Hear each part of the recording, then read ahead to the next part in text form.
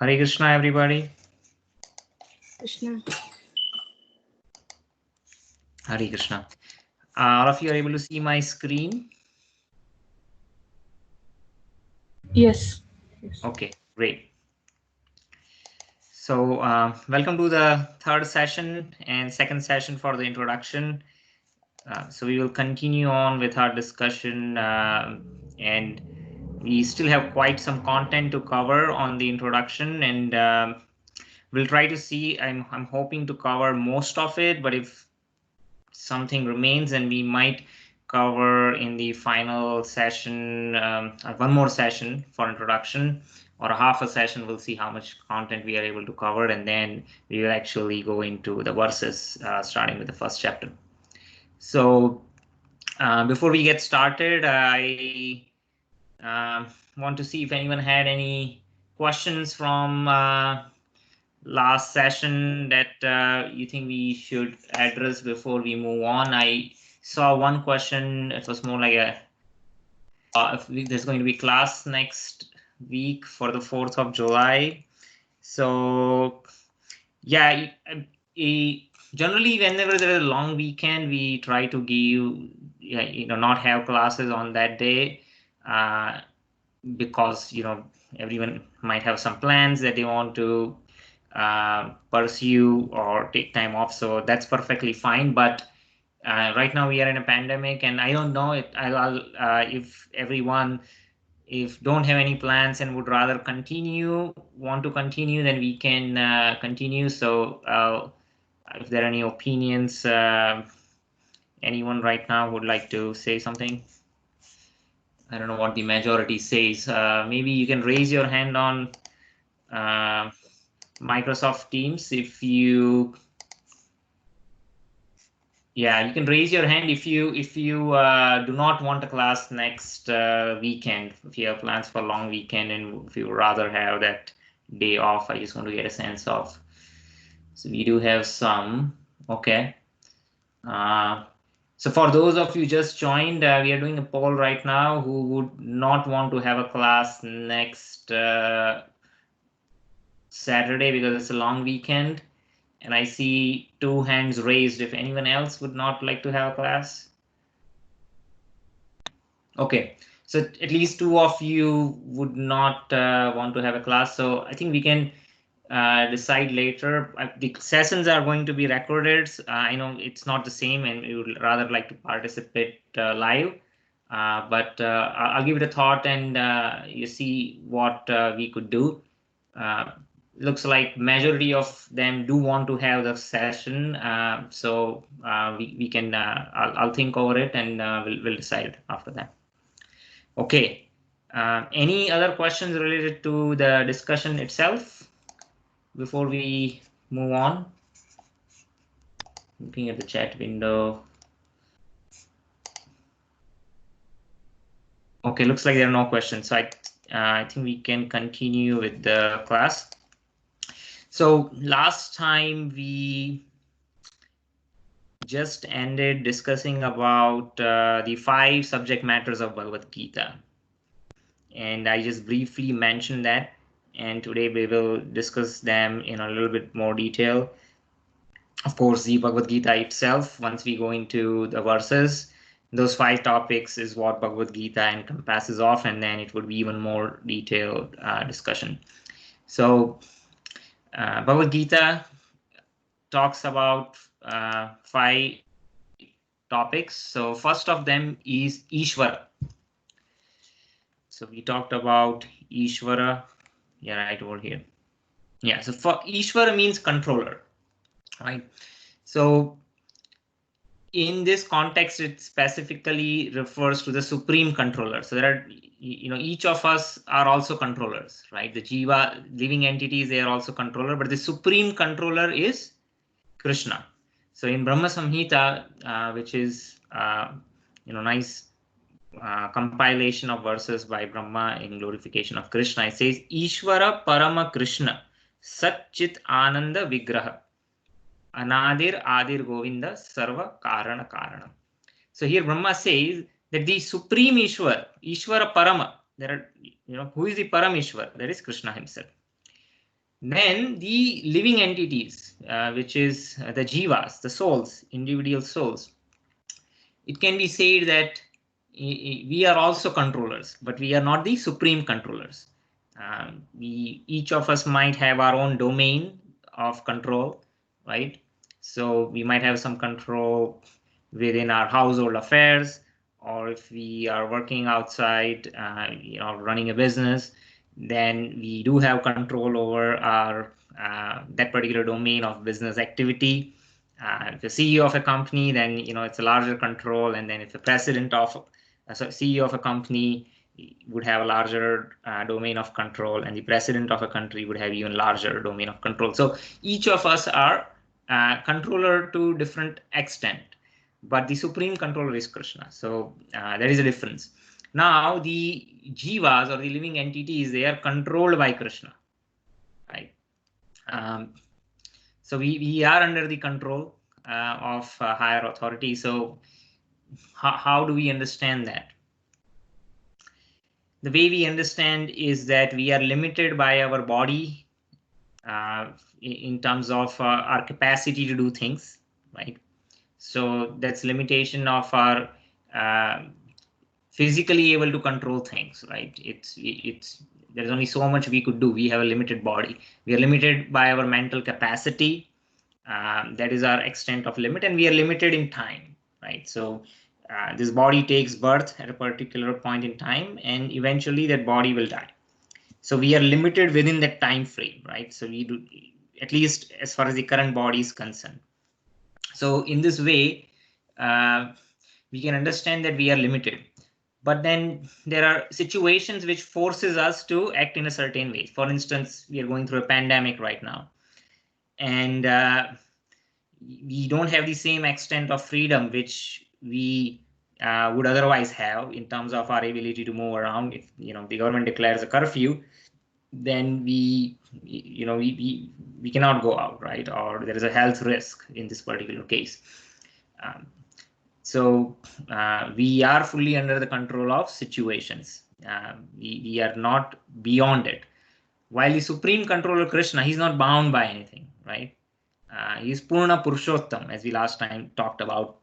He's not limited by either body, mind, or space or time.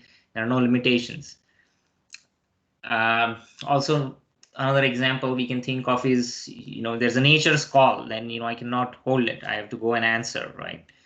So there are so many different ways we are being controlled, whether we like to accept it or not. But situations forces us. There are people, there are authorities who have a higher power or control over us, right? Whether as an employer relationship, or government rules and regulations, or you name it, right? We are bound by different kind of rules. So that is the second entity, which is the jivas. Then the third entity is Prakriti. So Prakriti, I think we discussed this briefly last time. Prakriti also is known as material nature. So both Prakriti, or nature, as well as the living entities, both are under the control of Parameshwar, right? Supreme Ishwar. Both are being controlled. So like the nature is not random. There is so much. I gave an example last time how the phases of the moon, they are aligned with the time when the moon rises. Also, when the eclipses occur, how we see that the size of the different planets and the distance between them, and how all of that is orchestrated. It is there is a design in it, there is synchronism in it, and so the nature is under the control of the Supreme Lord. Now the difference between the jivas, or the living entities, and the Prakriti, which is the material nature, is that Prakriti is dull matter, right? Prakriti is dull matter, but the jivas, they are souls, they have life. So both are controlled by the Supreme, but the difference is that jivas, they are considered superior, while Prakriti is considered inferior because it is dull matter. While jivas, there is life, there is consciousness. In Prakriti, there is, in itself does not have any consciousness. It's the energy, and the Supreme Lord is the energetic, while Prakriti is the energy. There is no meaning to energy without energetic, right? Energy does not exist in vacuum. So that is the third entity. Then we have time, or kala. So Prakriti is changing, like the seasons are changing, right? So when we talk about nature, immediate thought that comes into our mind is nature, or the weather patterns, or the seasons, right? Sometimes when the Mother Nature is angry, we say you have extreme weather, right? Even from a modern understanding, as we say, there is global warming, or a lot of the way scientists understand it, a lot of that is actually induced by human activity. So if you talk about last 100 years, or even last 50 years, there's with all this industrialization of the carbon footprint, humans have been responsible for disturbing the balance in the nature. And then global warming is one effect, and Mother Nature reacts back, right? So and then we see more frequent and more extreme weather patterns. But Mother Nature is not within our control. It is acting under the Supreme control, and through the agency of time. So that's where the time factor comes in, right? So even when the weather patterns are normal, the seasons, they change, right? It is cyclic, and the season patterns change under the effect of time. Time actually is, so time then becomes an agency for creating changes in the nature. Also, so that is a universal time. Then we also have something called personal time, meaning each of us have a limited duration of life, right? So once you are born, then the body grows first. After the body grows, then it sustains, then it produces byproducts in terms of offsprings, then the body gets old and eventually dies. So then all these changes in the body are also happening under the effect of time. So each of us have our own personal time, if you will. Everyone has its own kala within which we are operating, and this kala is also responsible for, it's also an agency for giving us good or bad results of our past activities, so which is karma. So there are two things happening with the kal. We are when we are doing activity, which is karma, we are creating new reactions, either good or either bad. At the same time, at any given point of time, we are being subjected to situations, whether favorable or unfavorable, under the effect of time. And those favorable and unfavorable situations are due to our past karma. So then karma becomes the fifth subject that is being discussed. And so this in general talks about the 5 topics that Bhagavad Gita would cover. Now the question is, one of these is not eternal, meaning it's not permanent. It can stop, or you can nullify it. Anyone wants to make a guess which of these 5 is not eternal, does not exist forever, can be stopped or ceased? Anyone wants to give it? Yeah, that's correct. Karma is not permanent. Anyone has any different opinion or any other thoughts or comments? Okay. So why is karma not eternal? Yeah. I heard something about the time, like for someone like Paramatma, like there is no time for him. So what does it mean there? Like, is it time stopped for him, or? Yeah. So from perspective of, so time has a lot of different effects. So one is what we see is, as I mentioned, there is initial birth, there is growth, there is sustenance, there is byproducts, there is a decline, and there is death. So that is one effect of time, and that can apply to not just biological bodies, but you talk about civilizations, you talk about companies or organizations, you talk about anything, even objects, right? Like metal also decays over a period of time, everything, right? So that is one effect of time, right? So time changes things, but time also has another effect, which is more psychological, in the sense that time actually makes us lament about our past. Time actually makes us fearful about our future. And then it's under the influence of time that we are illusioned about the present. So if you look at our life, we are always thinking, in the past, maybe I should have done this instead of this, right? So there is a lamentation about the past, and we are uncertain about the future, right? So time has 3 phases: past, present, and future. And then time causes fear about the future, and then illusion. We have some idea about what the present situation or scenario is, but most likely it is that understanding or impression is imperfect. It's not complete, and so we are illusioned about the present. But Paramatma, he is not subject to either lamentation, illusion, or fear, and so time does not act on Paramatma, though the Paramatma is a constant companion of Atma, or the soul. It's not influenced by time. So thank you. That's a good question. I hope that answers. But time is cyclic. Time is cyclic. There are larger cycles that go into millions and trillions of years, and we'll talk about that later in Bhagavad Gita at an appropriate time. Yes. Just to add to that, does that mean time exists even for Paramatma, but it does not influence him, or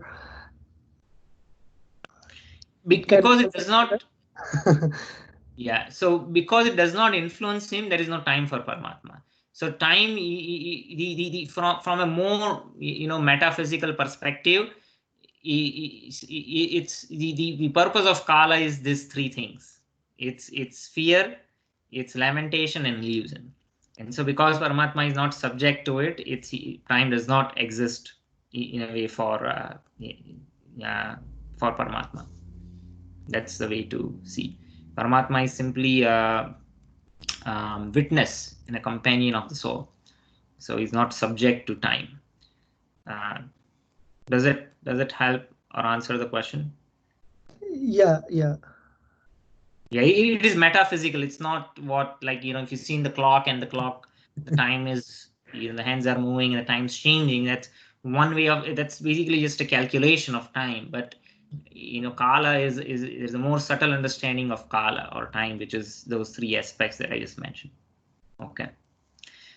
Yeah, so karma actually is temporary in the sense that we can stop karma. The whole purpose of again Bhagavad Gita is, at least to some it's one of the topics that will be discussed, is to how to be engaged in akarma or nishkarma, that we stop getting reactions of our activities, right? And so karma can be stopped. But Prakriti, somebody might ask, well, the creation happened at certain point in time, and then it will get destroyed at certain point in time. So why is Prakriti not temporary? Why is Prakriti eternal? So it is explained that even the cosmic creation and destruction also goes in cycles. So sometime it is manifest, sometime it is unmanifest. But even when it is unmanifest, doesn't mean that it does not exist. It's just in an unmanifest stage. It's just waiting for the time, and then it will again become manifest. So Prakriti is considered eternal. Just like if I put my computer to sleep, right? And then when I wake it up, it will open up exactly with the same applications which were open when I put it to sleep, right? So when the computer goes into sleep, it's not open, it's not manifest, right? But it exists in an unmanifest stage that you cannot see. It's there, right? The whole the image of it is stored.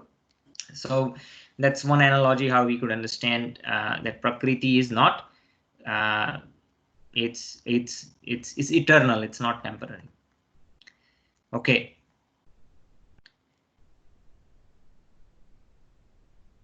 So we talked about this, like living beings are qualitatively equal to the supreme controller, but quantitatively they are different. So we can put the like an international space shuttle out in the orbit, which is moving around the Earth, and but the supreme controller is able to float so many different planets. So we have the same ability to control, but it's not to the superlative extent, right? We have our minute domain of control. And Prakriti is not independent. So in Bhagavad Gita, in Krishna says that Maya adhyakshena Prakriti suyate sa chara acharam. This material nature is working under my direction.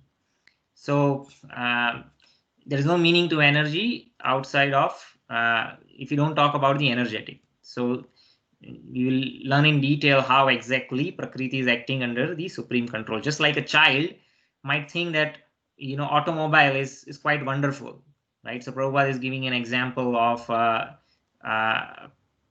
driver who is driving a car, or a horse that is pulling a chariot, right? So maybe in current context, maybe you can give an example of a self-driving car, right? So that is more of a wonder for somebody who especially maybe a child who sees like, hey, how's the car driving on its own? And it's not by chance. Though you don't see anyone in the car who is seated, the driver not seated in the car is driving on its own. For the child it might appear as a magic or something wonderful, but one who for an adult who really understands how things work, he knows that this is not by chance. It's not a random accident that the car is driving on its own. There is a logic, there is programming that's done. They know that there is an engineer, there is a creator who made a self-driving car, right? Similarly, when we look at Prakriti, the Prakriti is moving. There is so much synchronism, there is so much order, but we don't directly see the controller. And so, for the uninitiated, it might appear something wonderful or magical, and they might think that it's, maybe it's a chance, or it's just randomly it's happening. But one who really understands, in detail how Prakriti works or operates, from Bhagavad Gita, Srimad Bhagavatam, it's much described in much more detail than other literatures, theological literatures from different cultures. In Vedic literature, we find much more detail how exactly that is operating. And one who has that understanding can understand that, okay, there must be a controller. It's not it's not happening by chance. So that example is given here. Srila Prabhupada later talks about we are minute Ishvaras or subordinate Ishvaras. So we briefly talked about that We have a limited domain that we can influence. Then Srila Prabhupada talks about Prakriti is always subordinate, right? It's under the control of the Supreme Lord, who is the predominator. So we talked about that. Then Srila Prabhupada again mentions that Prakriti is inferior. It is separated energy of Krishna, but it is inferior because it's dull matter, while the living entities, they are superior. They are also parts and parcel, but because they are souls, they have consciousness, they are considered superior. Then there is a mention about karma, which we also talked about.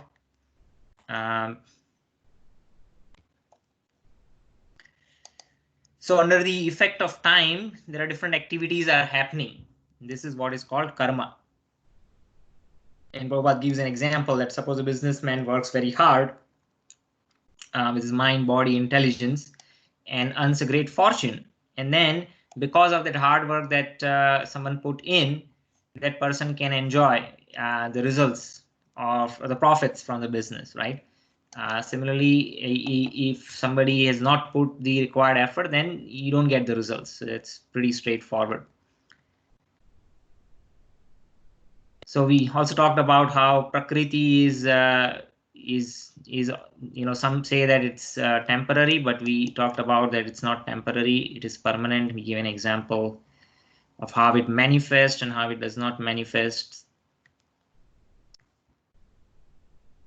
We also talked about jiva Prakriti is superior because jiva has consciousness, which is similar to the Lord. Okay, there's one more example which is interesting. In 13th chapter, there is a description that comes up, which is called Kshetragya. So Kshetra literally means field, like Kurukshetra, which is a battlefield. But in this particular case, the word Kshetra refers to the body, and Gya means to know. So Kshetragya means someone who knows one's body. I cannot understand what's going on in somebody else's body. If somebody is suffering pain, then I cannot experience that pain. I cannot know what is going on in somebody else's mind. Maybe from body language you can get some idea if somebody is maybe happy or sad or morose, but it's just an indication. But I don't have the same experience that person has it. So in that sense, I am limited. I am Kshetragya of my own, just my own body. I'm not a Kshetragya of somebody else's body, right? But Paramatma, he is Kshetragya of all living entities, all the souls across all species of life, across all parts of creation. At any point in time, past, present, future, he's aware of all of that. And so there is a difference between Jivatma and Paramatma. So we are Jivatmas, and the Supreme Personality of Godhead is Paramatma. So that is the difference.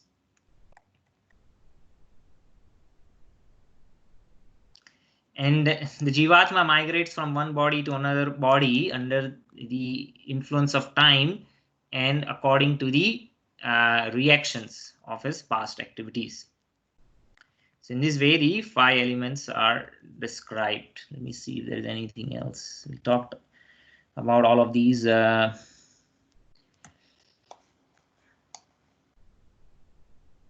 there is another thing that's mentioned over here. Sometimes, people say that, well, there is this idea that the supreme truth has no form, right? It's impersonal. And even, when Krishna appears, it's just that impersonal Brahman, which has no form, has taken a form and then has come under the influence of Maya, or a temporary body. And they say even Krishna had a temporary body, and then by his deeds and action,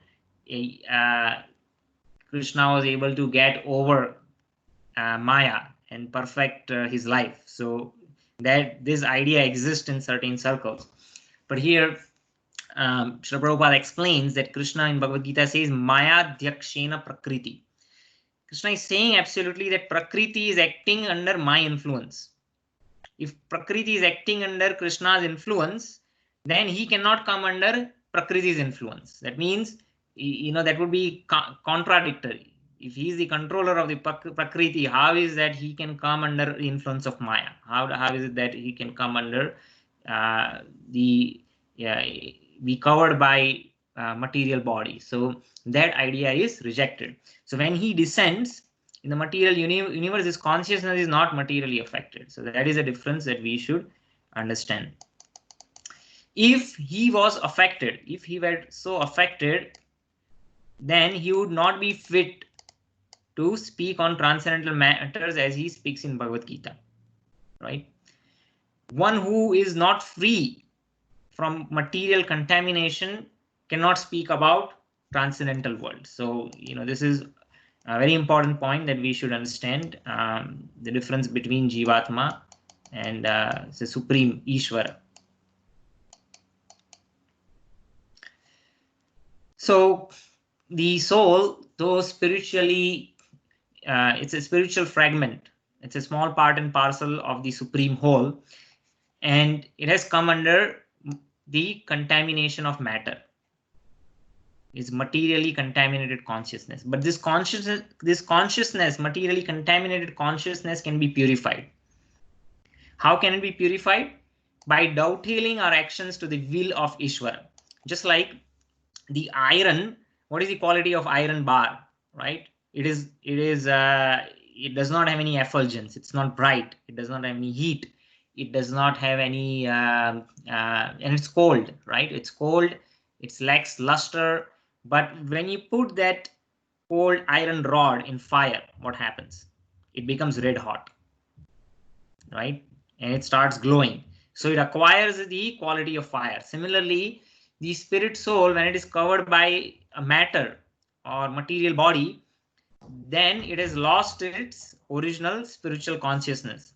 But by dovetailing its actions, right, to the will of the Supreme Ishvara, what will happen? Its original spiritual consciousness can be revived. So that is what is mentioned over here. And then that is the subject matter of Bhagavad Gita. So obviously we will be discussing this in much more detail. But here Srila Prabhupada gives a hint that what needs to change is our consciousness, right? We don't need to make drastic change in terms of what activities that we perform. And the difference is, only with someone who has spiritual knowledge can tell the difference.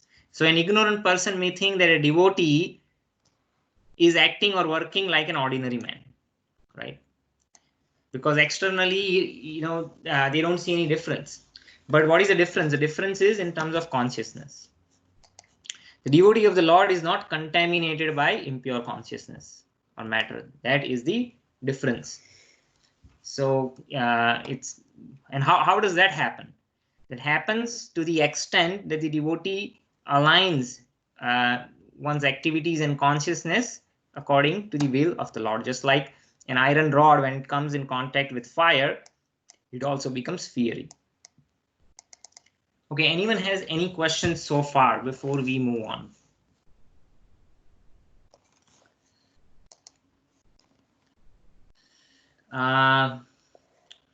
Okay, Parul, then you said Kala is lifespan of jivas. So Kala has different effect. So there is something called universal time. So universal time is absolute. It applies to everyone, right? So when you talk about the patterns of seasons, how the time is moving, that is same, right? The seasons, how they are changing, the planetary motions, they apply equally to everyone. But there is something called personal time. So time acts at different levels. To give an example, see, human body has a particular lifespan. On average, let's say 100 years. It's mostly less than that, at least at this point in time. In previous ages, there used to be longer life. But let's say, slightly less than 100 years on average if someone lives. That is the lifespan of human species, right? So within this 100 years, what happens? Somebody acquires a body, then the child body eventually grows to a youth body, then an adult body, right? Then it sustains, it creates byproducts, then the body gets old, right? And eventually dies. All this happens over a period of, let's say, 100 years. But when you talk about a bull or a cow, a bovine species, so their life is, let's say, 20 years, right? Fairly, let's just assume it's about 20 years. So within that 20 years, the cow or the bull, they also go through these 6 phases. But how does it happen? It happens within period of only 20 years, right? So for them, the time is, you can say, it's moving very fast, right? So we have a farm over here. There are a lot of Gir cows in Redmond. Harivilas Maharaj owns that farm, and I remember, there was a bull calf that was born, and then I go after, just sometimes when you go and visit, and it's just been like 1 year, 2 years, and the calf has grown to almost like like a very young bull. And then almost within another year is like few years, he's like an adult, and he's gonna have his own children, right? So you see how the time actually is moving very fast. They are also experiencing the same thing, but at a much faster pace. So in that sense, the time is relative. So relativity of time applies over here, but it's a more, from a Vedic perspective, again, it's more psychological, it's more metaphysical, like just like the other effect of time, which I explained, is what? Illusion, fear, and lamentation, right? So we think of time from more, again, from a metaphysical perspective. So now, even within a particular species of life, everyone has a different allotted time. As soon as one is born, our body comes with an expiry date. We cannot extend the life of our body more than what time that has been allotted to each of us according to our past karma, right? Even sometimes, in the same medical situation, one person survives, the other does not survive. Now there is something called akal mrityu. I won't talk about that, but there are some accidental situation where somebody might leave the body before it allotted time expires. But there is definitely, not a scenario where somebody can live beyond that expiry date. So in that sense, Kal is personal. So the lifespan of jivas, it's so when you talk about Kala or time, it has multiple aspects to it. So I hope that answers the question. Okay. How do one know the will of the Lord? Yeah, so that is the subject matter of Bhagavad Gita. And as we go through it, we will understand what that means in much more detail. Okay, so let's move on.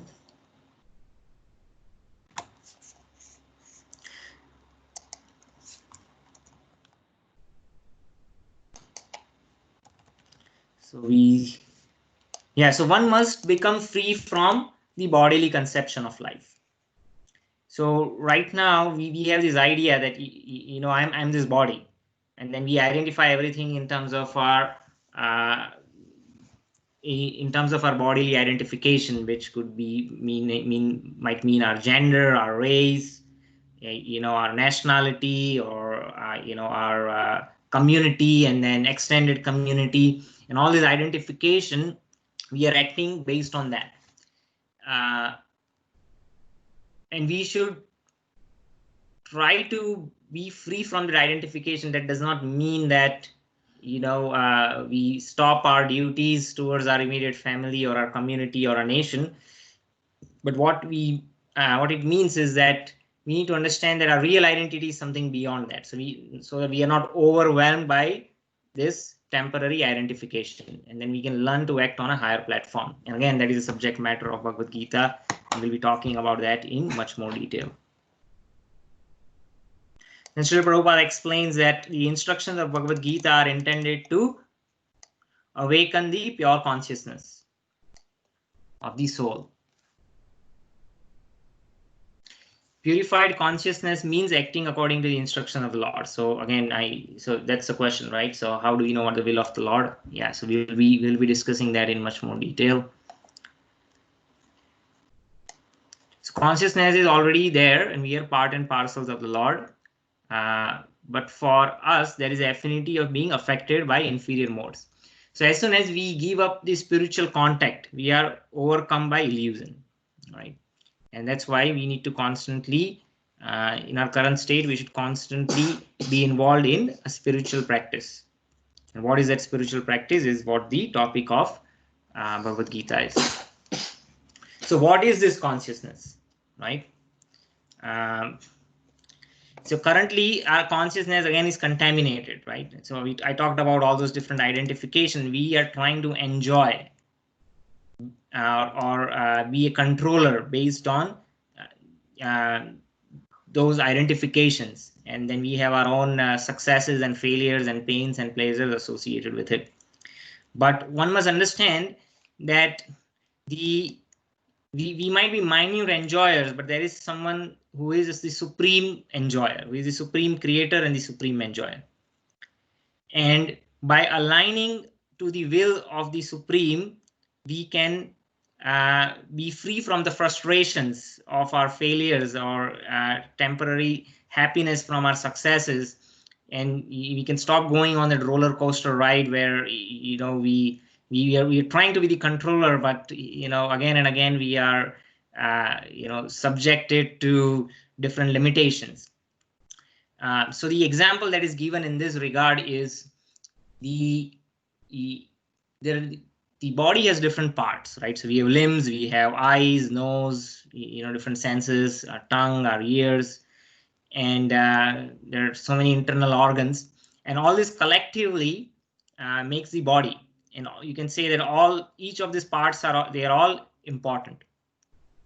Now, each of them has a particular function that one needs to perform. Each of these parts has a function that they need to perform for the holistic good of the entire body.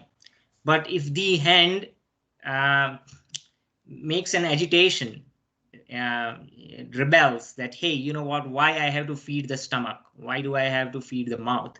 I'm going to, have the food by my own. Why does the tongue get to enjoy the taste? Why does stomach needs to have nourishment?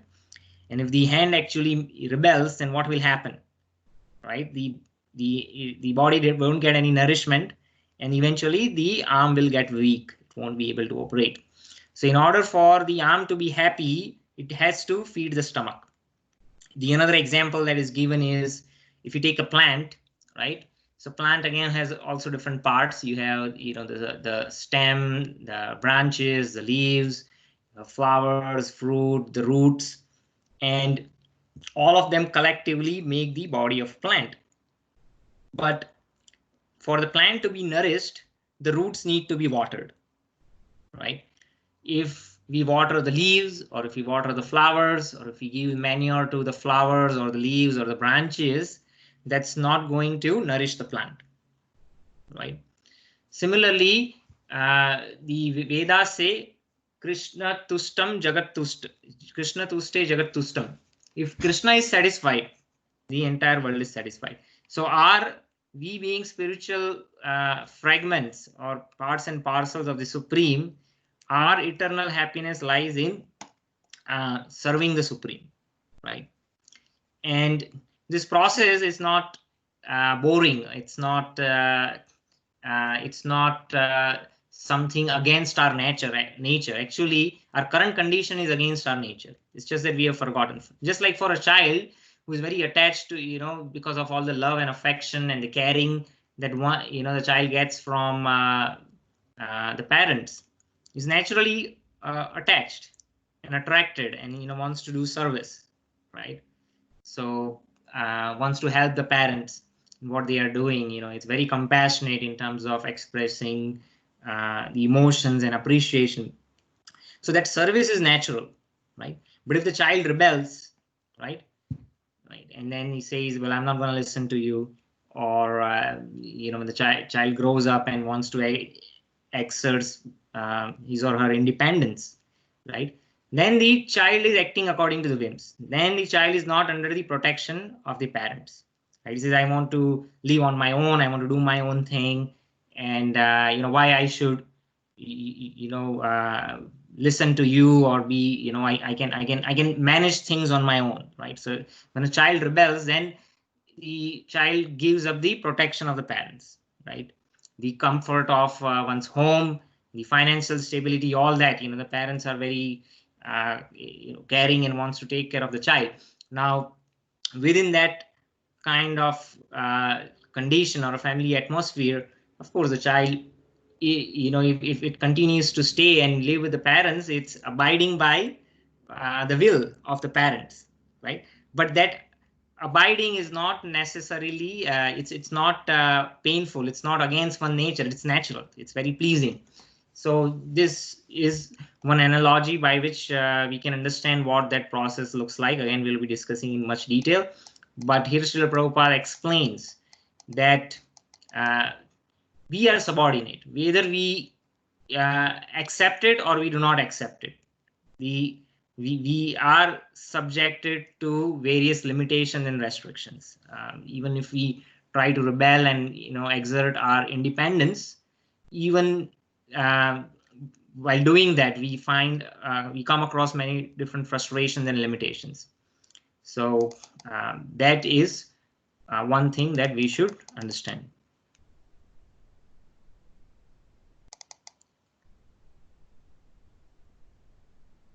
Anyone has any questions at this point before we move on?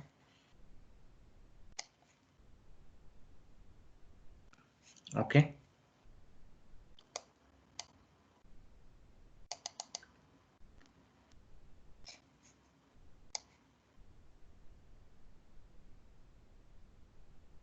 So Srila Prabhupada concludes this topic by explaining that this 5 subject matter that we talked about, they together comprise the complete whole, all 5 of them. So they together comprise the absolute truth. So it's not that Krishna, of course, Krishna on his own is also complete, but from another sense of understanding, all these 5 elements or subject matters together comprise the absolute truth. So one way to understand that is, again, it's we are all living entities, and even if when we are in this material world, it's Krishna's just desire to come and bring those conditioned souls back to their original nature, make them realize their original nature. Just like a child who might rebel and might give up the association of the parents, the parent is always willing and very keen to have the child back. The complete whole, because each of us actually have a very special relationship with Krishna, and we have forgotten that relationship, right? So we talked about Swarup Siddhi earlier, last class. We have our own Swarup, we have our original spiritual identity, we have forgotten it, but Krishna remembers it. And when Krishna has a special relationship with each of us, means that we are not replaceable by someone else in one way. In one way, Krishna is self-satisfied. He does not need anyone. He's Atma Ram. That is one of the names of Krishna. He's self-satisfied. But from another understanding, it's also that Krishna wants our association. Though he is fully self-satisfied on his own, he has a special relationship with each of us. And there is a special service that only we can do. Each of us has something special. We don't know, but Krishna knows. So he's very eager to have us back. And that's why we are an important part of the equation, right? For the complete whole to be fully realized. Okay, then there is a description of Brahman, Paramatma, and Bhagavan. I think we discussed this last time, where I explained what Brahman is effulgence coming from spiritual planets, and that Brahman is Sat. That means it is eternal. It is always existing, and that's why those who want an impersonal liberation, who just want to get out of the cycle of birth and death, but they don't have the idea that the supreme truth also has a form, they are only attracted by this light. But in this light, they will get eternal existence. They won't be subjected to repeated temporary birth and death. But there is no knowledge, right? And there is no Ananda, Brahman. It is cessation. Sometimes, cessation of misery is considered blissful. In these Vedas, they give this example that a particular kind of punishment that is recommended in the Shastras is that if a criminal, what they do, a soldier or one who is giving out punishment, what they would do, they will hold the criminal and dip that criminal in the water. And so the criminal will struggle to breathe, right? It's suffocating so horribly. And what does it, after half a minute or whatever, the soldier would take the criminal out, right? Or the law enforcement officer would take the criminal out of the water, and the criminal is happy. Wow, I can breathe, right? But what's the happiness over here? The happiness over here is cessation of misery. That, oh, now I'm able to breathe, right? There is no necessarily a positive engagement, but that appears so good. But what will happen after another half minute? That criminal would be again dipped inside the water. So the Brahman, achieving the Brahman or the impersonal liberation can be compared to the fact that one is free. Now, though that freedom is not temporary, unlike the criminal who is only temporarily brought out of the water, here the soul is not bound by time to again go back to the material world. But the fact is that it does not get any enjoyment. The Brahman is full of Sat, eternality, but there is no knowledge and there is no Ananda. And after some time, because the nature of the soul is to be active always, the soul would be subject to boredom. And I need to do something. But if they don't have the idea of higher positive engagement in the spiritual world, it's likely that the soul might seek some sort of engagement in the material world, because that's the only thing that the soul knows. So after Brahman is Paramatma. Now Paramatma is conscious and has knowledge. The Brahman has no knowledge. So Paramatma has both Sat and Chit. Chit means knowledge, right? But Paramatma is not actively, it's just a witness. Paramatma is not participating in the activities of the individual soul. And Paramatma is Atmaram, right? And we again, we cannot become Paramatma, but Paramatma is both Sat and Chit. Here it is explained over here, Paramatma realization. So Paramatma has also Anand, but the realization of Paramatma is only Sat and Chit. So I think it's very important distinction, so we don't misunderstand. We're not saying that Paramatma has no Anand. That's not what we are saying. Paramatma has also Anand. Paramatma is Sat, Chit and Anand. But that Anand of Paramatma is Atmaram, is self-satisfied. But what it's talking about, the soul, the first realization of soul is Brahman realization, which is the soul merges into the effulgence that is coming out from spiritual planets. So in that there is only Sat, there is no knowledge. But when the soul has the realization of Paramatma, it has both eternality and knowledge. Now the soul has acquired that knowledge because it has realized Paramatma. But in that engagement, the soul does not have direct experience of Anand. And that experience can only be had when the soul realizes the personal form of the Supreme Lord, which is not only eternal, not only full of knowledge, but it's completely blissful and full of Anand. Why? Because it's a form in a manifest spiritual form. We talked about last time that Krishna engages in 5 different kind of relationship with his devotees, which is neutral relationship where you acknowledge and worship Krishna in awe and reverence. And then there is active service. That is the second form of devotion, just like Hanuman was a servant of Lord Rama. Then third is friendship, like Arjuna or the Gopas. Then the fourth is parental affection, like Nand Maharaj, Yashoda Maiya, Vasudev, Devki. And fifth one is conjugal affection, like the queens of Dwarka or the gopis of Vrindavan. So in this way, one can experience eternality, knowledge, and complete bliss in association with the personality of Godhead. So these are the 3 different kind of realizations. Hare Krishna, Prabhu. Yes. I have a question in the realization is there is Sat feature, but when the soul is there and then it falls down due to inactivity, how does it feature? Your voice was chopping off. I did not hear the last sentence.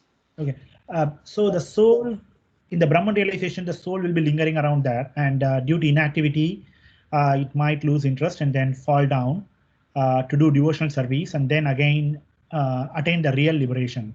So in that aspect, how the Brahman realization is a Sat feature, because the soul is not eternal over there, right? So it falls down after a while.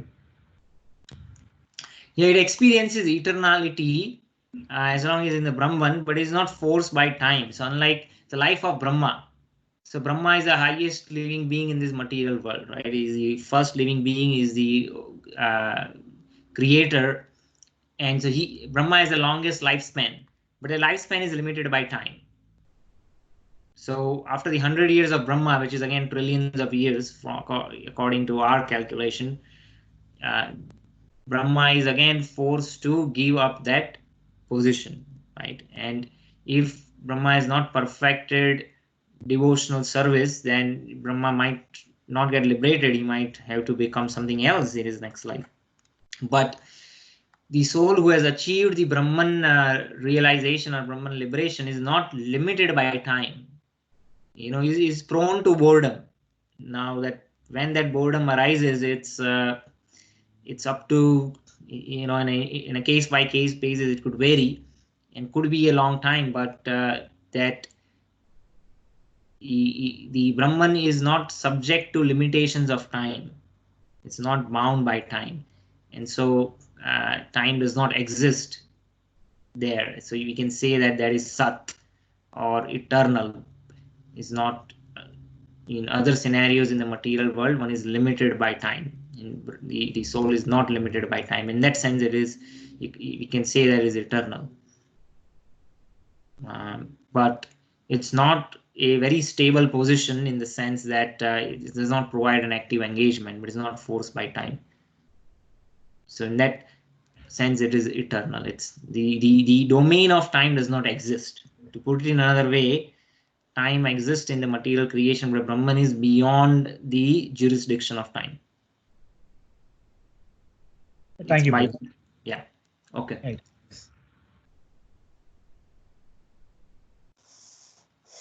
Okay. Another important point over here is Srila Prabhupada again emphasizes that the supreme truth is a person. So I think I quoted this in one of the previous sessions, is that even in Bible it says that God created man in his image. It means if we have to understand, though we have not directly experienced the association with the personal form of the Lord, we can understand that he has a form just by analyzing our own self. So another way Srila Prabhupada explains over here is that we already established that everything emanates from the Supreme Personality of Godhead. Nityo, Nityanam, Cetanas, Cetananam. Right? Everything emanates from the Supreme Truth. So whatever we have or whatever we have experienced is coming from the Supreme. So if we have a form, that means the Supreme Truth also has a form. If we say that, hey, we have a form, but Supreme Truth does not have the form, then we are saying that the Supreme is incomplete, in a way that, okay, we have something that is not existing in the Supreme. So, you know, which is very antithetical, which, you know, it does not make sense. It's illogical that though everything emanates from the Supreme, we have something that does not exist in the Supreme. That makes no sense. That we have a form, but that form does not exist in the Supreme. Right? So that is very contradictory. So that's the point that is made over here.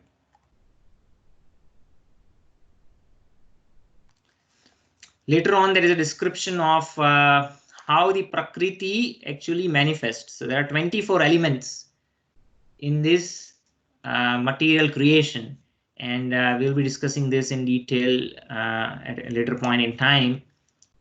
Krishna specifically describes 8 of these elements, and then in Srimad Bhagavatam, those 8 actually multiply in the sense that it's much more detailed description of those elements in terms of 24 elements. To briefly describe, I'll just mention them. We won't have time right now to discuss what each of them mean.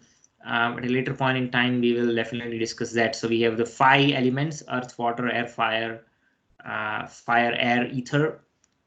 Then we have the qualities of these 5 elements, which is smell, taste, form, touch, and sound. Then we have 5 sense organs, which is our eyes, our nose, ears, tongue, and skin.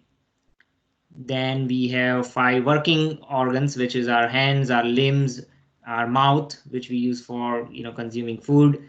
And then we have excretory organs and then reproductive organs. So these are another 5 sets of working senses. So together they make 20. And then we have mind, intelligence, contaminated consciousness, and false ego. So these are another 4. Together they make 24. We will have opportunity to discuss how exactly this 24 come about and how they interact with each other, and we'll discuss that at an opportune time. But in the current context, I think we'll move on with the discussion.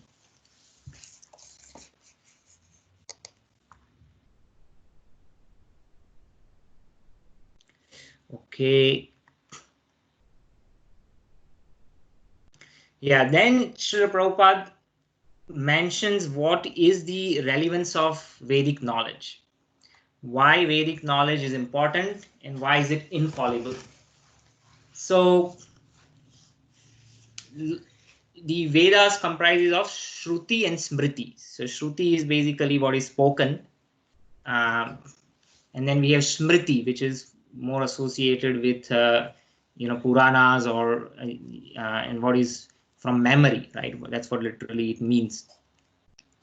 So one example that is given over here is that in Vedic scriptures it is described that the all kind of dung or excretion is all impure, but there is only one exception, which is cow dung. So cow dung is purifying, everything else is not pure. All other dung is impure, but only cow dung is pure. So that's one example. The other example that is given, that all bones of all animals, they are impure. There is one exception, which is conch shell, which is also a bone of a marine creature. So that is considered pure. Now, if we talk about Vedic culture, in the Vedic culture, people in their daily life, they experience a lot of different things when they're following different injunctions by tradition, by scripture, which is passed down from generation to generation. They find these different injunctions in scriptures and they have personally experienced it, and they are proven to be true. For instance, when you make huts or homes out and you have lining of cow dung inside, cow dung has natural antiseptic properties. You don't find bugs or insects or mosquitoes, or it's very purifying, and it has natural properties. So now this is something that they experience, and say by experience they confirm and they know that, okay, this is true. The scriptures say it, it's not just saying, but they know that this is truth. Similarly, one can feel that when by chance if you come into contact with bones of any dead animal or even human remains, it's impure, it's unclean. But conch shell they use in temple, they use for deity worship and blowing, and we see that we don't see that it's affecting our consciousness in a negative way. Then there are experiences with Ayurveda, right? So there are different injunctions from Ayurveda which talks about how one can keep the body healthy, how we can control kapha, pitta, vayu, and by keeping all these 3 elements in balance, one can live a healthy life, and how different kind of by the healthy living, we can, avoid becoming sick or ill. Any kind of sickness is basically imbalance of these three elements. And so a lot of treatment is actually based on bringing those elements in balance. In medical science, what we do is there is generally a pathogen. That's another model how the modern medical science looks at things. There is a pathogen that's causing an illness, could you call it bacteria or virus, and then the idea is we have to kill that pathogen. The Vedic science, it says that, well, the pathogen survives because it finds a suitable medium, or what's the right word I'm using for a culture, as suitable environment in which it can thrive. And that environment is created when one or more of these three elements, kapha, pitta, and vayu, are out of balance. So you bring them in balance. What it does is that the environment in which the bacteria or viruses are thriving, that environment is eliminated, and so they cannot thrive. So it's a different model, but what it is not directly trying to kill the virus or bacteria, or pathogen, but what it's trying to do is that it you want to maintain the balance of elements within the body, so that the culture or the environment for the pathogens to thrive does not exist. So anyway, the point I'm trying to say is that by experiencing Ayurveda or Jyotish, astrological sciences, people in Vedic culture, they know that they have direct experience that this injunction and the statement of the scriptures are true, and by that the faith is established. And so when Shastra says something, it is accepted. So it's not a blind faith. We are not saying that Bhagavad Gita says you have to accept it, but that faith is organically developed.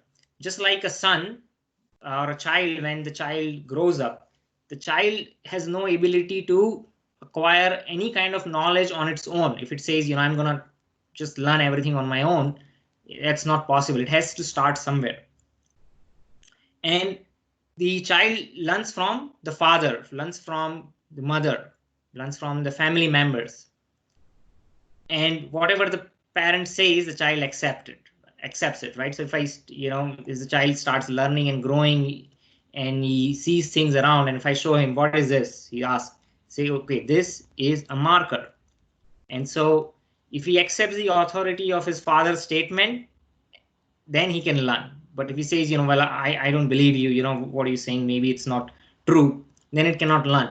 But why does a child accept it? This, again, it is a very scientific principle. Science says that, it should be repetitive. Any experiment that you do, right? It's not, if it should be reproducible, then you can say that it is statistically significant. And when something is statistically significant, you can say for sure that, okay, there is a correlation between the observed phenomena and all the factors which were controlled in their experiment. Similarly, from our daily life also, we can see that the child, as it grows up, it sees that my parents, they love me, they care for me, they, my psychological, physical, all my needs are met. Now the child, of course, does not understand what psychological needs and physical needs are, but the child is happy. It doesn't have to worry about a lot of things because the parents are always there to take care of them. And by that positive experience, they know that the child knows that my parents have my best self-interest in mind. And so the child will accept what the father or the parent says. Why? The faith is there. But what's the basis of the faith? That faith is not blind faith. That faith was developed by positive, repetitive, and reproducible experiences. Right? So that same scientific principle applies over here. And sometimes people say that, well, it's blind faith, but it's not blind. Actually, anyone who is following someone, right? If that faith has to develop. Now, somebody might question, well, there are so many bogus gurus, and there are they have a lot of followers also, and they have full faith in them. They must have some experiences with them based on that faith, but sometimes it's just hearsay. But there are certain scenarios where people just blindly follow. That definitely happens. But the recommended process is that one should really, understand what is the basis by which I can put faith in someone. So that means we need some basic knowledge even to test the credibility of whoever is presenting the knowledge or giving the instruction. So in this case, when you talk about Vedic scriptures, right, the credibility is established by past experiences. Right, in the daily life, people have observed and experienced that, well, Ayurveda works, the Jyotish Shastra works. If you go to a bona fide astrologer, if you go to a bogus astrologer again, just like if somebody goes to a bogus doctor and the bogus doctor cheats them, that doesn't mean that the medical practice is bogus. The medical science is bogus. No, the doctor was bogus. Well, how come you got cheated? Because we did not do our due diligence of figuring out what are the credentials I should be looking for. How do I make sure that the person or the doctor I'm consulting is a genuine, is not bogus, right? So for that, we do need some basic knowledge and by which we can actually make that evaluation. Same thing applies over here. So the Vedic scriptures, by our experience, we can confirm that the injunctions in them, they work. So if I know that, hey, Ayurveda works, Jyotish Shastra works, there are different statements in Smriti Shastras which I have experienced. Hey, cow dung is pure, corn cell is pure. That means there is credibility in Vedic scriptures. So now the Vedic scriptures are describing the knowledge about spiritual science. So at least I have some faith by which I can, I'm willing to listen to it. And then once I listen to it, then I can further put it to the test of my own intelligence and rational thinking. But initially, how does that faith develop? Even to listen, because there is positive experience. So same thing applies over here. Since Srila Prabhupada explains that, well, initially when the faith is not there, one might think that, okay, I need to do research, but there is a limitation of how much one can research, right? Once a child has a faith that, my parents have my best interest for me, the child is willing to listen. And then a child learns by inquiring from the parent and listening to the parents, right? But if the child wants to do research on its own, then it's going to be a very long process, right? So what we are proposing at least is that, okay, the scope of research might be very wide, right? So in order to even limit the things that one can test according to using one's own intelligence and reasoning, in order to limit all possibilities, it is recommended that, well, listen what these scriptures have to say, and then you can evaluate until the faith is not there. You can evaluate, or even after that, one should never give up intelligence in understanding things. So that is what is recommended. So research work could be imperfect. The another example that is given is that, if the child wants to know who is one's father, right? Now in the current age of DNA testing, you can say, I can go and do a DNA test and confirm who is my father. But there are, billions of men. Then, how does one know? It's not practically possible to do a DNA test for all possible scenarios, right? But the child accepts the authority of the mother. And based on that authority, the child can accept who the father is, right? So even, if there are scenarios, or we find in the news, the cases come up where, there is a paternity test and, to validate who the biological father is. But even to limit the possibilities, right, one has to accept the authority of the mother. So we can begin similarly. So Vedic knowledge is actually compared to our mother, and Krishna is the spiritual father. So we have to accept the authority of Vedic knowledge to understand Krishna, just like one has to accept the authority of the mother to know who the father is.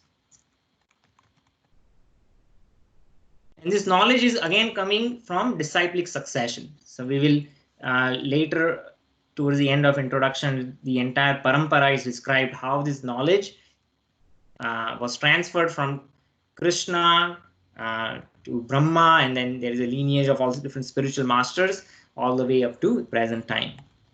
So by disciplic succession, one can understand the supreme truth or the spiritual science.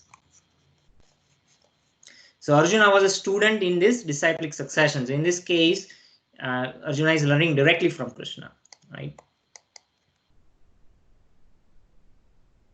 Anyone has any questions before we move on? There is a question I see in the chat. Does Satya, Dwapar, Treta, Kali Yuga are time bounded, and the Lord who has created it and monitors follows it? Yes. So Satya Yuga, Dwapar, Treta, Kali Yuga, they are bound by time. They have a specific duration of time, and just like the morning, afternoon, evening, and night, they have different prahars, and it's acting exactly under the control of time. Similarly, all the 4 yugas, they have a specific duration of time, and they are bound by that. And we'll have further opportunity to discuss that in detail. Anyone has any other questions? Okay. Another important point over here is that the Vedic scriptures are, there's another word that is used for Vedas, which is apauruseya. Apauruseya. So let me highlight that. So apauruseya literally means that which is not the product of a person. That means it's not a creation of a mortal being. That's what it means. Of course, Krishna speaks it, and Krishna is not mortal. He is immortal. This knowledge is directly coming from Krishna. But this Vedas, you can think of that as a manual. Just like, if I get a phone, along with the phone, there's a manual that comes. Or if you go to the designers, if you go to Apple, they have a design document for it. Now the design document and the specifications, they exist even before the first model was created, right? So it's not something that was created after the fact. It existed prior to the creation of the phone. Similarly, the Vedic knowledge, so it's transmitted by Krishna to Brahma, and it exists prior to the creation. So Brahma is the first living being who was created in this material world, but the knowledge existed prior to that.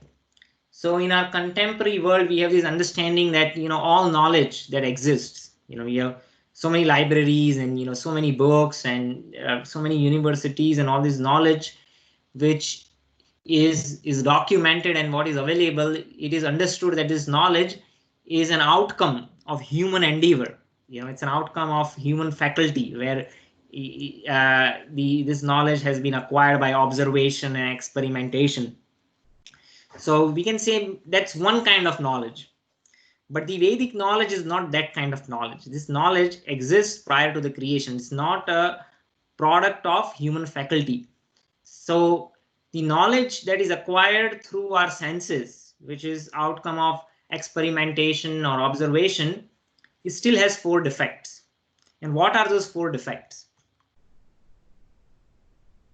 4 defects are, first of all, we should understand that any kind of, let's take a step back and suppose if I make an observation with my eyes, right? Now, if I have glasses, if I have power, if I'm not wearing my glasses, and if I am nearsighted, then I cannot see things which are far. If I'm not wearing my glasses, images would appear blurry, and I cannot see things as they are. Now, if I wear glasses, then my image is corrected. So this is for correcting what I perceive through my eyes. But again, my biological eyes, they are limited by in terms of the frequency that they can perceive, right? So only visible light is perceived by the eyes. I cannot perceive X-rays, right? I cannot perceive gamma rays, right? But that in the spectrum, there are so many different frequencies. But again, I'm limited by my biological eye that I have. Then I might create instruments. Well, you say, okay, I cannot perceive different radio waves or different microwaves. For that spectrum, maybe I can use a different instrument to perceive that. But that instrument has, again, its own range in which it operates. It has its own resolution. So whether it is our immediate senses or extended senses, which is the instrument, they again have their own limitations. And so the senses or the instruments, they are limited, right? They are imperfect. So that is the first defect that we have. There is no such thing as perfect senses or instruments. So even with all the scientific development and research, there are things for which we don't have instruments, or for things or signals or things that we are trying to measure. Even if we have that instrument, they're again limited by their own ranges and resolution. So that by definition would limit the things that we can observe. If anything is beyond the specification of the latest scientific instruments that we have, then we don't have the ability to understand that. So that is one defect. Now you might say, well, in future we might create this. Well, it's possible. Maybe it happens, maybe it doesn't happen, that particular invention to be able to gauge things. But at least this point in time, we don't have access to it. So that is the limitation of senses. So if I'm living, say I'm already 40 years old, and maybe I will live another 30, 40 years. But if that invention doesn't happen within the next 30, 40 years, then because I'm limited again by time, I don't have the ability to know something at this point in time. So again, that is a limitation. So beyond the senses is the mind. And the mind has its own limitations. What is the limitation of mind? The limitation of mind is that it is subject to illusion. Now, everyone has come across some images of optical illusion. Anyone, where there are so many different examples of optical illusion. I'm guessing everyone has some idea, like, one famous is where you have like a black and white picture of two flower vases, but then the shape of the flower vases is that it looks like two, faces or two people talking to each other. And, let me see if I can find some examples of optical illusion. But so the basic point over here is that even if we see things by our senses, right, the mind has to process it. The mind actually assigns it to different kind of buckets or categories that we have in our mind, that we already have in our consciousness. And then it tries to put that image into that category. And depending on the bias of our mind, we will see one thing versus another, right? So I think this is there are many examples over here, but if you talk about this particular image over here, is you can think of a flower vase. If you look at the white portion, it's a flower vase. But you look over here, then you have two individuals talking to each other or facing each other. Or if you look at the image next to each other, it's a stationary image, it's a static image. But if you keep on looking at it, it might look like it is actually moving, right? So the point being is that even if we are observing things, then by our senses, the mind has to process it, and the mind has its own biases, right? To give another example, like, if data science is very popular right now, and again, this is a technical example, I won't make it too technical, but suppose you take some sample data, right, put it in an Excel spreadsheet and you want to create a graph.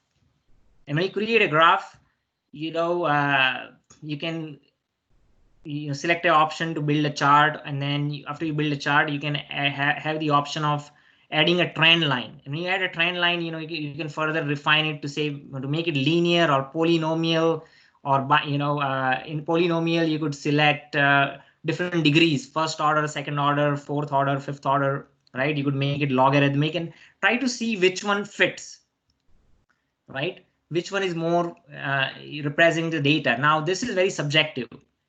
Somebody might see, well, it's more like a logarithmic, but then somebody else might say, well, it's a first order polynomial curve, right? And so these are basically models that we even after collecting all the observations with our latest scientific instruments, it has to be put into a model. And so the model development theory has its own subjectivity. You can say every model has its own pros and cons, but who decides what that model is? It's the bias of the mind. But the mind is subject to illusion. And so based on the biases of the mind, our understanding of something is also biased. Beyond the mind is intelligence. And the defect of the intelligence is that there is a tendency to commit mistakes. No matter how intelligent someone is, you might have the highest IQ, but somebody could be a Nobel Prize winner or even could be an Einstein or Newton, but no one can say that, well, I cannot commit a mistake. I'm beyond mistakes. So intelligence is prone to commit mistakes. That's why there is a saying in English, to err is human, to forgive is divine. So as once collects the data, builds a model, and within that process, it's quite likely that somebody might commit a mistake. So that is a limitation of intelligence. And then even after all this is done, beyond intelligence is a false ego. False ego is basically the identity which each of us assumes. And we say, well, I am whatever I am, right? Maybe I have a particular position in the society, or I am a very reputed scientist. And I have done research, so much research in the past, and all my papers have published. I have built a career based on that. And I'll give you an example of specifically in terms of archaeology. There was a Mexican professor, and she was very sincere. And what she found, she had done a lot of research, but she came across particular fossil specimen which contradicted the understanding of the evolution theory of like humans evolved at a certain point in time, but this fossil record showed that humans at the same time where dinosaurs existed. But when this was presented, and the authorities at the universities, they actually rejected her thesis and theory, because though everything was perfectly according to academic standards, they felt that, well, we have built our career with this particular theory. Now, if you're going to challenge that, all my reputation, my career is at stake. So that is insincerity. So that means there's a tendency to cheat. So for our personal gains or reputation, even after going through the entire scientific process, somebody who is motivated by other reasons can actually suppress the truth. So that is the defect. The tendency to cheat is the defect of the false ego. So the soul is actually covered by these 4 layers. One is senses, one is mind, one is intelligence, and ego. And all of these 4 layers, each of them have some defect. And so while the Vedic scriptures do describe that direct observation and inference. So direct observation is collection of data, and inference is, you can think about it as a model building and extrapolation. That is inference. So pratyaksha pramaan, there is a word in scripture they use, pratyaksha pramaan, data collection or direct observation, is a valid way of acquiring knowledge. Another is inference, which is anumaan pramaan. So model building, extrapolation, that is also valid, but both of them have limitation. The highest or the best way of acquiring knowledge, according to Vedas, is sabda pramaan. That means knowing directly from someone who knows the perfect knowledge. That's the only way one can overcome these 4 defects that are inherent in acquiring knowledge through direct observation and through inference. Now over here, the condition is that you have to approach someone who has that perfect knowledge. And if they have perfect knowledge, they don't have tendency to cheat. And because this knowledge is not acquired through observation and experimentation, it's not subject to illusion, mistakes, and imperfection of senses. The only condition is required that person does not have the tendency to cheat. and then we can talk about that later more. But the idea is that Vedic knowledge falls within this particular category, that it is sabda pramaan. It is coming, it's not a product, it's apauruseya, meaning it is not a product of human endeavor. So I think it's a good place to stop. As we're already 6:31, I don't want to go too much over. I think we are almost done. I think probably need another session, and I think we should be able to cover in next session, and then we'll move on to the actual verses. And again, reason I don't want to rush through introduction is this gives you a good overview and good approach and mindset of how we should be approaching Bhagavad Gita.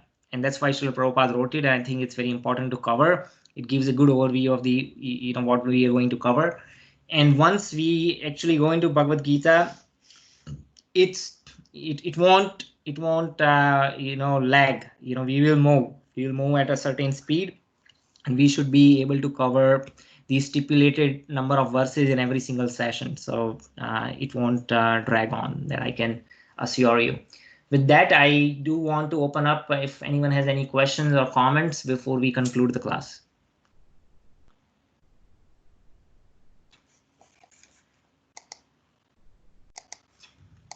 Anyone? Okay.